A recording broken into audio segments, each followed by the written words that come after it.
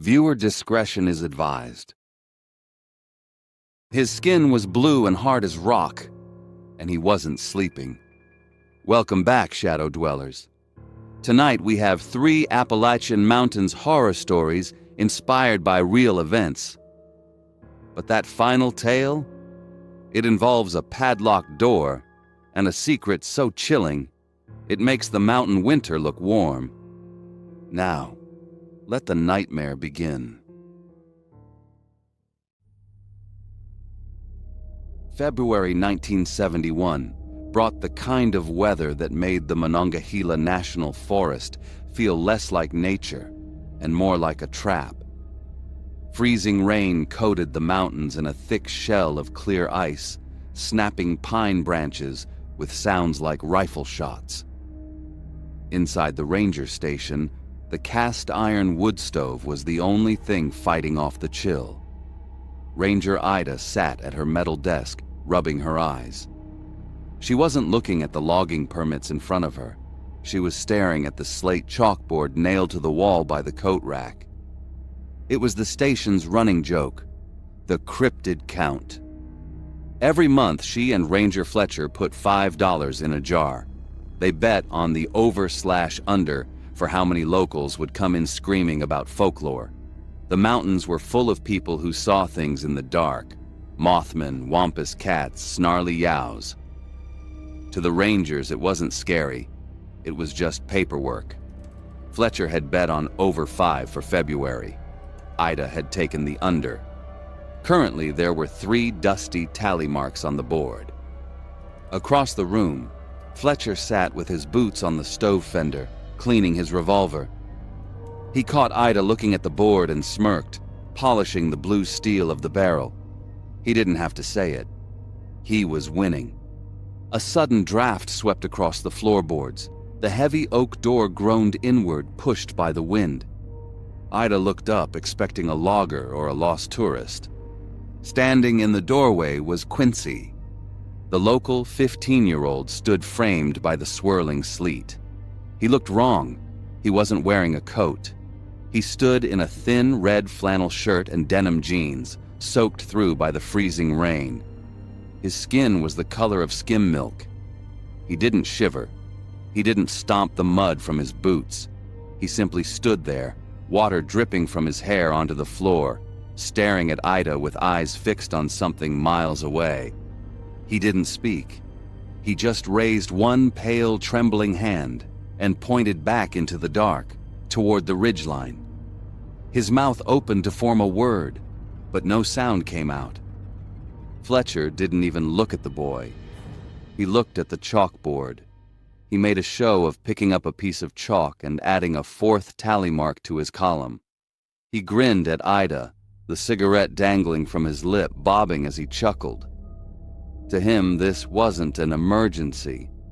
It was just another point for the over. Ida felt a spike of irritation. She knew the drill. It was their civic duty to check it out, even if it was just a shadow or a drunk uncle. She grabbed her heavy coat and keys. She signaled for Quincy to follow. The boy turned mechanically, stiff and disjointed, and walked back out into the storm without a sound. Driving down the logging road felt like piloting a boat through black water. The heater in Ida's 1971 truck wheezed, blowing lukewarm air that smelled of raw gasoline. She glanced at the passenger seat repeatedly. Quincy sat like a mannequin. He stared straight ahead, never blinking, never tracking the passing trees. He didn't rub his arms for warmth. He just existed in the space, silent and rigid. They arrived at the edge of his family's property. Ida killed the engine. The silence was heavy, broken only by the ticking of the cooling metal. Quincy didn't wait. He stepped into the mud, pointing again toward the tree line before walking away. Ida grabbed her flashlight and followed. The ground was a slurry of mud and ice. Her boots sank inches deep with every step, the wet earth making a sucking sound.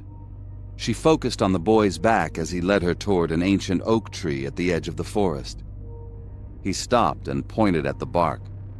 Ida shone her light. Fresh sap oozed from the wood, glistening like amber. 3 massive gouges had been ripped into the hardwood.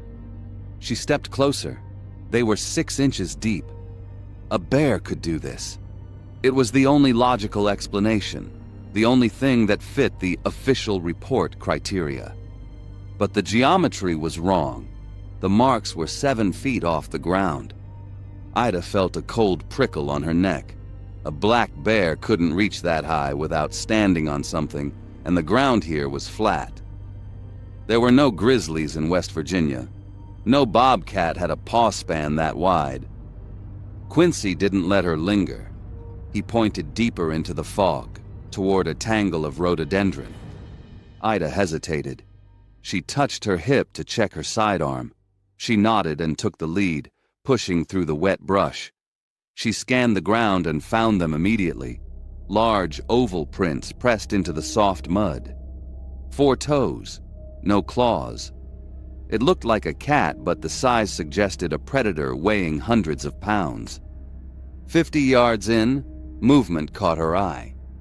A dark shape crouched on a fallen log, low, matted, and still. Ida froze. She raised her binoculars, breath hitching. She dialed the focus, praying for a natural explanation so she wouldn't have to listen to Fletcher gloat about winning the bet. The image cleared. It was a bobcat. It was abnormally large, but just an animal, not a monster. Ida let out a long exhale. The boy had been spooked by a big cat in the fog. The claw marks were likely old lightning scars. It was just nature. She lowered the binoculars, turning to offer the boy a reassuring nod. She was ready to take him home and wipe that tally mark off the board. The space behind her was empty. Ida swept the flashlight beam left and right. The woods were silent. No red flannel, no pale face. She felt a surge of heat rise in her neck. It wasn't fear. It was anger. She stomped back toward the truck, checking the ground.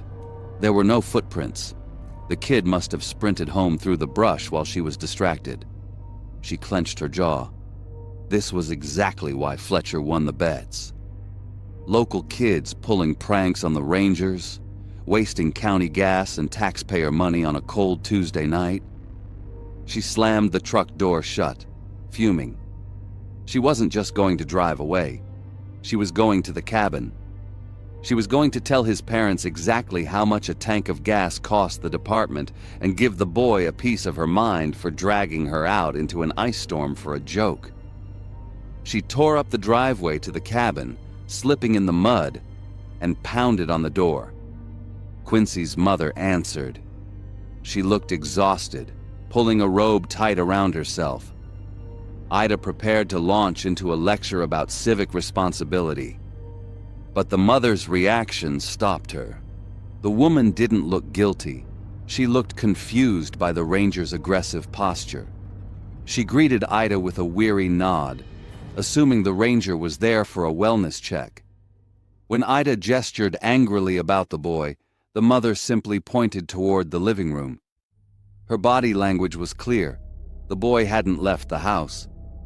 She signaled that he had been anchored to the couch since sunrise, too sick to move. It was an alibi delivered without a single spoken word. Ida pushed past her, the anger draining away, replaced by confusion. She walked into the living room. There, on the couch, lay Quincy. He was buried under a mountain of wool blankets. His face was flushed crimson, sweat beading on his forehead. He was asleep, chest rising in a ragged, wheezing rhythm. The air around him smelled of sickness and Vicks VapoRub. Ida stared. It was the same face, but the boy in the woods had been pale and freezing. This boy was burning alive with a fever that would make standing up impossible, let alone hiking through the woods. The realization hit her like a physical blow. She backed out of the cabin, stumbling to her truck. She drove back to the station in a trance, hands gripping the wheel until they ached. Inside the office, nothing had changed. Fletcher was still by the stove, reassembling the revolver. The mechanical click-clack was the only sound. He didn't look up as Ida entered, pale and shaking. He simply glanced at the chalkboard. He picked up the eraser and slowly wiped away the 4th tally mark he had added earlier. He didn't say a word. He just smiled at the gun in his lap, as if he knew exactly what she had seen. Ida looked at the wooden chair near the door. The chair where Quincy had sat. The chair where a soaking wet boy from an ice storm had waited while she got her keys. The wood was bone dry. She looked at the floorboards. Dust. There wasn't a single drop of water, not one muddy footprint. The station was as dry as a tomb, and outside, the wind continued to howl. Ranger Ida was left staring at a bone-dry floor where a soaking wet boy had just been sitting. But as we move into our second story, we head deep into the woods to a jagged sinkhole where a weird, mechanical clicking sound waits for anyone who looks too close. Fog coated the Great Smoky Mountains in a layer of static so thick it felt like the world had failed to load properly. Visibility was non-existent. Ranger Fletcher, 25 and fresh from the academy in New York, trudged through the wet rhododendrons. Tennessee was supposed to be a quiet posting, a stepping stone. Instead, he got hazing from the locals about granny magic and creatures in the hollers. Fletcher didn't buy any of it. He was a creature of logic, trusting only the regulations and the heavy Motorola radio on his hip. But the woods had a way of eroding logic. A thin column of smoke caught his attention, rising from a dense patch of scrub. It wasn't the white drift of wood smoke. It was pitch black, signaling burning plastic or rubber. Fletcher adjusted his belt. He considered radioing it in, but he knew the veterans would just mock the city kid for calling in a campfire. He decided to handle it solo. He pushed through the brush, guided by a smell that wasn't pine or earth, but acrid chemicals and old leather. Fletcher broke into a clearing and found the source.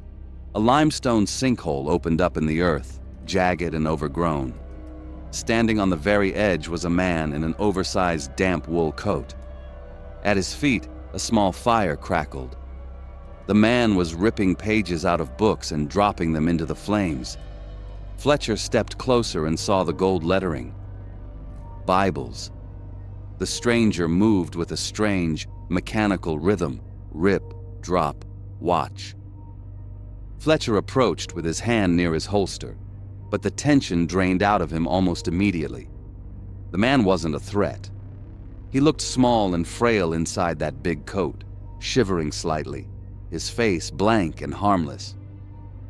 This wasn't a poacher or a criminal. It was just a confused drifter who had wandered off the trail. Fletcher cleared his throat and kept his voice gentle. He asked what the man was doing. The stranger mumbled about doing the Lord's work, his voice soft and polite. He grabbed another handful of pages, his hands trembling. Fletcher sighed.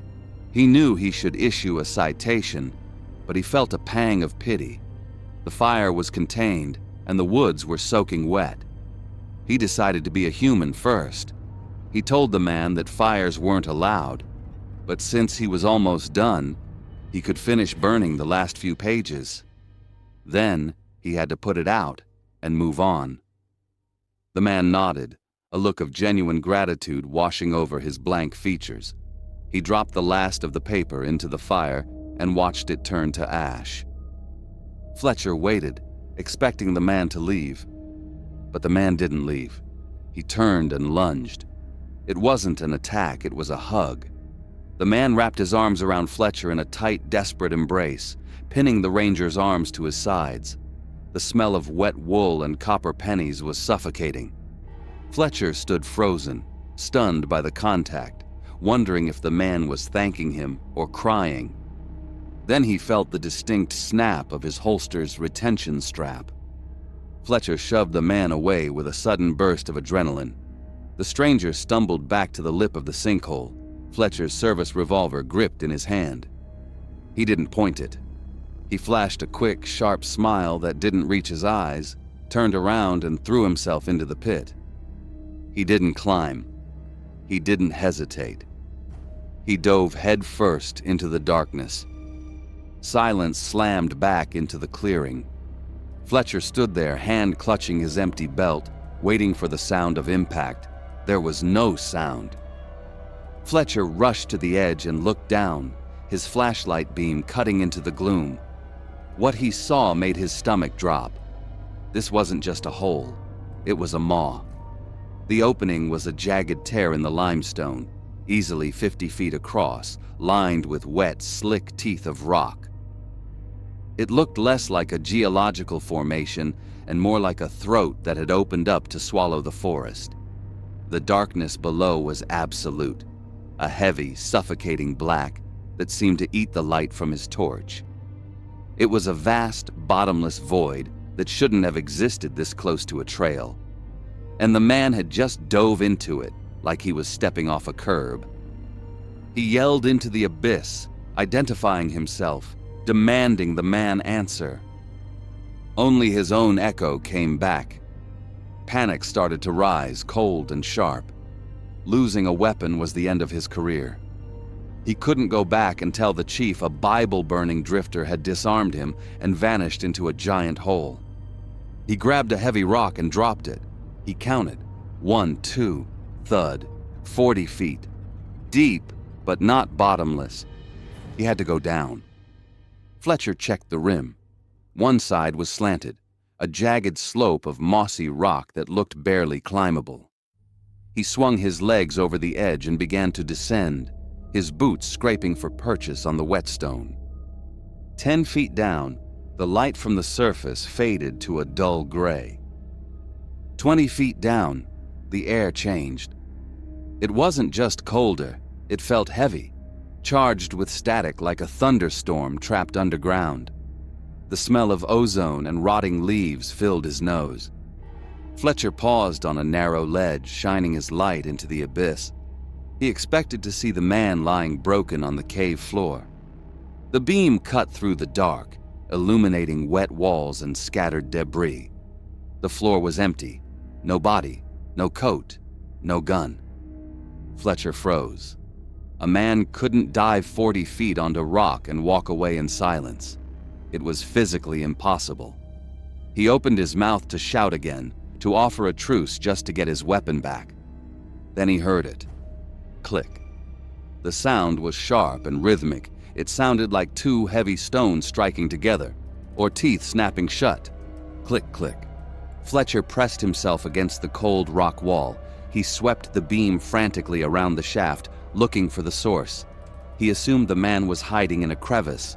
Fletcher shouted into the dark, lying through his teeth. He told the darkness he would help. He said he didn't care about the gun anymore. He just wanted to leave. But he was lying.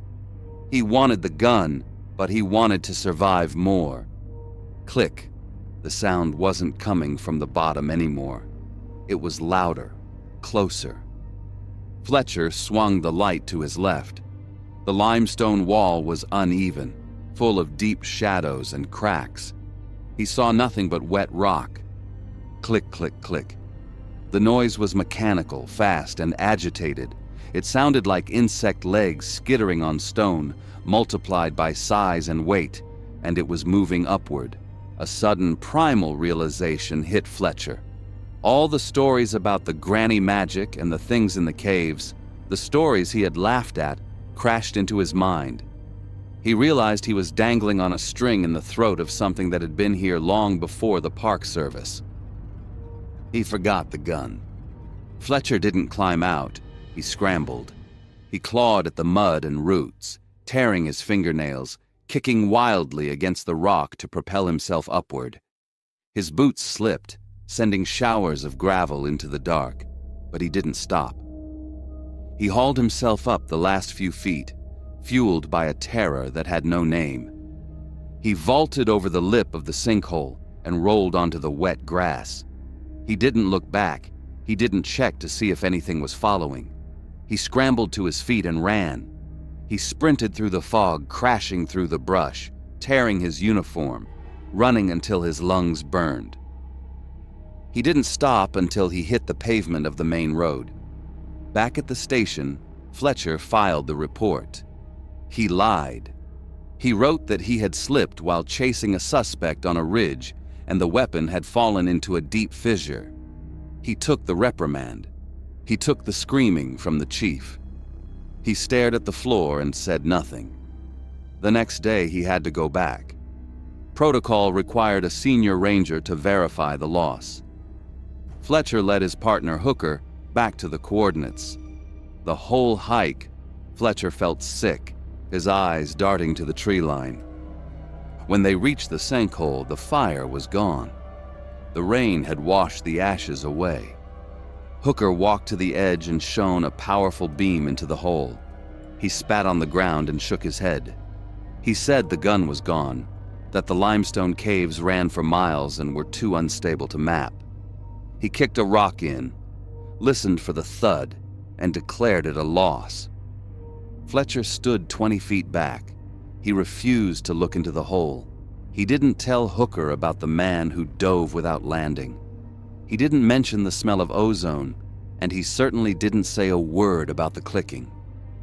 Fletcher took the remedial training.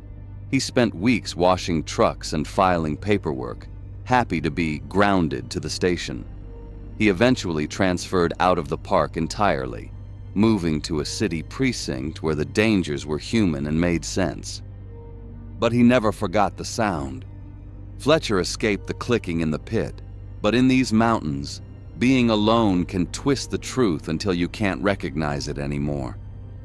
For our third and final story, we visit a silent house where a padlocked door is the only thing standing between a woman and a secret that has gone bone cold. Static was the only thing Ranger Blue heard at first. Gripping the steering wheel, he strained to listen over the heater's blast, waiting for the dispatch to cut through the white noise. Most calls in the Roan Highlands were routine, busted ankles or tourists stuck in ditches. But this transmission was different. It carried the specific, jagged frequency of high-altitude panic. A woman was screaming on the other end, her voice cracking with a terror that went beyond the storm. The caller wasn't just claiming her husband was missing. The sobbing voice insisted that high country mimics had finally come down from the ridges to swap him out. Blue killed the heater to listen closer. He knew the folklore. Every local did. The old-timers claimed the mountain could imitate a man's voice to lure him away, leaving a hollow shell in his place. Blue didn't believe in ghosts, but he knew what cabin fever and isolation could do to a mind in February. He threw the truck into gear. He knew the location, the old homestead, a place that hadn't seen a plow in a decade. He parked a mile out and hiked the rest, his crampons crunching on the ice that coated the fire road. When the house finally came into view, it looked like a tomb, dark and sealed tight against the mountain winter. Bertie was already waiting on the porch. A thin housecoat and slippers offered no protection against the 10-degree freeze, yet the woman stood there motionless, seemingly immune to the biting wind. There was no wave, no nod of acknowledgement. The moment Blue crunched within earshot, a flat, mechanical voice began the report. The talk of mimics was gone, replaced by a rigid timeline. Pike had walked into the barn to feed the cows 20 minutes prior. The door had remained under strict surveillance the entire time, yet according to the witness, the man never returned. Blue looked at the barn. It was only 50 yards away. The snow in the yard was a pristine, untouched sheet of white, except for one specific trail leading in. Blue understood the assignment. He unclipped his flashlight and crunched across the yard, leaving the shivering woman on the porch. The double doors of the barn were sealed shut by a layer of ice. This was the first crack in the story. If Pike had entered 20 minutes ago, the ice shouldn't have been fused this tight. Blue had to use his hatchet. hacking at the frozen seam until the wood splintered enough to kick. He struck the door hard and it swung open into darkness. Silence hit him immediately. There were no cows, no rustling. He swept his flashlight beam across the floor until it landed on a figure in the center of the room. It was a man. He was dressed in a heavy wool coat, his back to the door, sweeping the floor with an old broom. Blue approached slowly. The man turned around. He looked confused but pleasant. He wasn't scared. He didn't seem to realize he had been locked in a freezing barn. He simply nodded at Blue, gesturing with the broom as if to say he was just finishing up his chores. He looked frail, his eyes a bit cloudy, but he offered no resistance when Blue took his arm. Blue assumed this was the husband. He had never met Pike before, so he had no reason to doubt that the confused old man standing in front of him was the man of the house. He guided the man out of the barn and back across the wind-swept yard. When they entered the house, the heat hit them like a physical wall. The thermostat was cranked all the way up, reading nearly 90 degrees. It was suffocatingly hot in the living room. Birdie rushed forward, her demeanor shifting instantly from panic to relief. She took the old man's arm, fussing over him, guiding him toward the kitchen to get warm. But something felt wrong to Blue. Despite the furnace roaring in the living room, a distinct biting draft was cutting through the hallway. The back of the house felt like an ice box. Blue walked toward the corridor to investigate. He found the source immediately. The very last door in the hall was padlocked from the outside. Birdie appeared at his elbow. Her earlier mania dissolved into abrupt dismissiveness. A casual wave of her hand wrote off the padlock as simple security for old tools. The forced smile that followed didn't reach her eyes, serving only as a prelude to her ushering him toward the exit. The crisis, according to her sudden shift in demeanor, was over. Her husband was safe, the panic was gone, and the ranger's presence was no longer required. Her body language became a physical wall, practically crowding him out of the hallway and toward the front door. Blue nodded, playing along. He stepped out onto the porch and closed the front door. But he didn't go to his truck. Instead, he unholstered his weapon, keeping it low at his side. He walked around the perimeter of the house, trudging through waist-deep snowdrifts. The wind whipped at his face, but he kept his eyes on the siding. He reached the back corner of the house corresponding to the locked room. The window was wide open. Blue approached carefully. The curtains were frozen stiff, flapping against the siding like broken wings. He shined his flashlight through the opening. The room was a freezer. Snow had piled up on the carpet, and there, on the bed, tucked under a quilt, was a man. He looked peaceful, but his skin was blue and hard as rock. Frost dusted his eyelashes. He wasn't sleeping. He had been dead for months. The freezing air from the open window had preserved him perfectly.